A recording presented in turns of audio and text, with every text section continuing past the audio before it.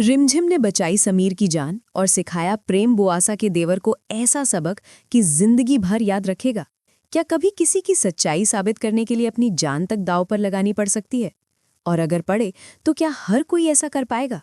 सोचिए, एक ऐसी लड़ाई जहां सिर्फ रिश्तों की नहीं, भरोसे, सम्मान और इंसानियत की भी परीक्षा होने वाली है।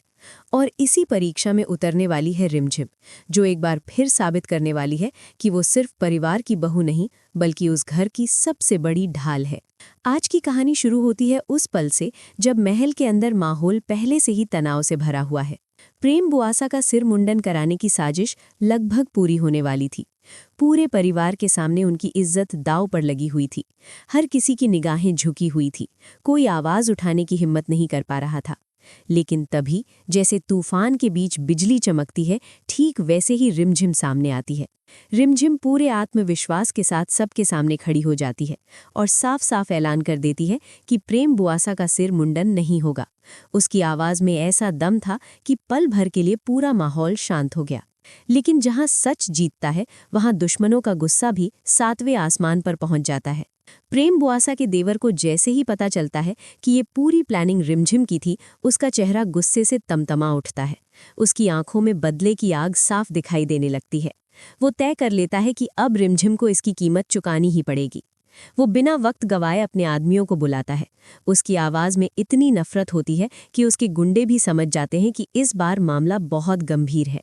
वो आदेश देता है कि रिमझिम को किसी भी कीमत पर खत्म कर दिया जाए। लेकिन कहानी यहाँ खत्म नहीं होती, बल्कि यहीं से असली मोड़ शुरू होता है।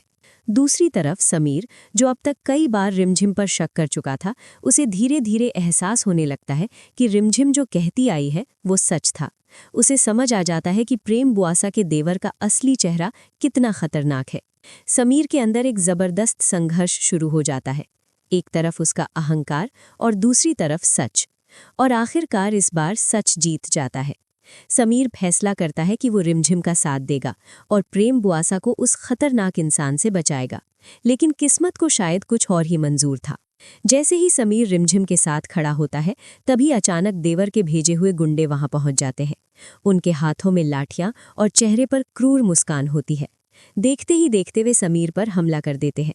समीर पूरी ताकत से उनका सामना करता है, लेकिन गुंडों की संख्या ज्यादा होती है। वो बहादुरी से लड़ता है, लेकिन धीरे धीरे उसकी ताकत जवाब देने लगती है। एक जोरदार वार उसके कंधे पर पड़ता है, फिर दूसरा वार उसकी पीठ पर, और कुछ ही पलों में समीर बुरी तरह घायल होकर जमीन पर गिर जाता है। वहां मौजूद हर कोई घबरा जाता है। माहौल में डर और अफरा तफरी फैल जाती है। और तभी कहानी में एंट्री होती है असली शेरनी की। रिमझिम, जो अब तक हालात को समझ रही थी, अचानक अपने अंदर का तूफान बाहर निकाल देती है। वो बिना डरे गुंडों के सामने खड़ी हो जाती है।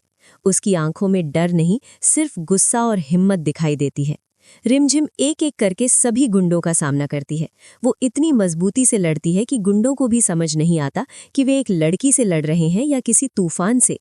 कुछ ही मिनटों में रिमझिम सबको ऐसी करारी शिकस्त देती है कि गुंडों को अपनी गलती का एहसास होने लगता है।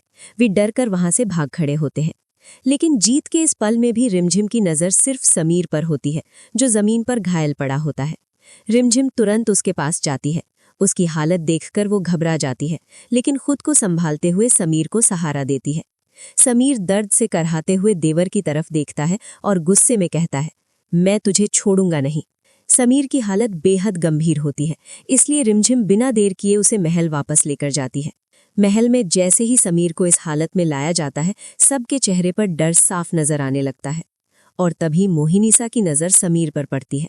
अपने बेटे को खून से लथपथ देखकर मोहिनीसा के पैरों तले जमीन खिसक जाती है। उनकी आंखों में आंसू भर आते हैं।